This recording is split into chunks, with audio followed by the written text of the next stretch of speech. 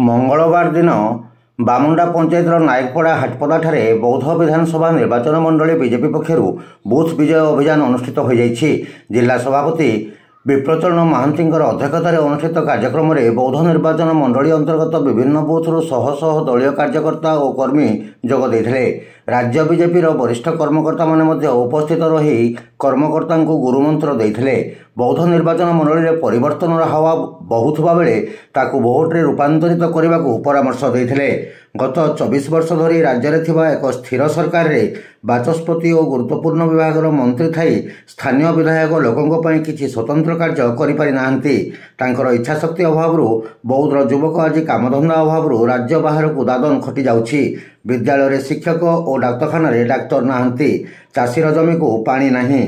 केवल विधायक लोकों को भुआ बुलाई भोट हातेवा परे किछि ठेकेदार को धरी निम्नमानर काम करी सरकारी अनुदान किभली लुटि चली ताहा बौद्धवासी जानी सारे और एथर तार उचित जवाब देवे बोली बीजेपी नेता माने कहिथिले। उक्त बूथ विजय अभियान रे राज्य बीजेपी कर्मकर्ता शारदा प्रसन्न शतपथी, निरंजन मिश्र समेत कंधमाल लोकसभा बीजेपी प्रार्थी सुकांत कुमार पाणिग्राही, बौद्ध विधानसभा प्रार्थी सरोज कुमार प्रधान, प्रभारी इंजीनियर राकेश त्रिपाठी, संयोजक जुगल किशोर सामल और राज्य कार्यकारिणी सदस्य सुशांत कुमार प्रधान प्रमुख मंचासीन थिले।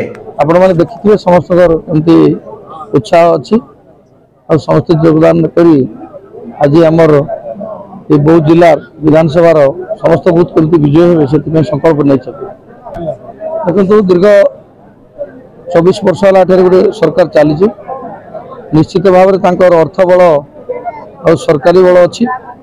तो वर्तमान जो आमर बूथ प्रमुख मान आसीथिले प्रभारी मान आसीथिले समस्ते स्वतंत्र भाव में रणनीति प्रस्तुत करी केमती सरकारी बल कड़ा टंका प्रत्याख्यान करके आम बूथ गुड़ाक मजबूत हेबू से जत्नवान हाँपाई आम एटी आज एकत्रित होइथिलु।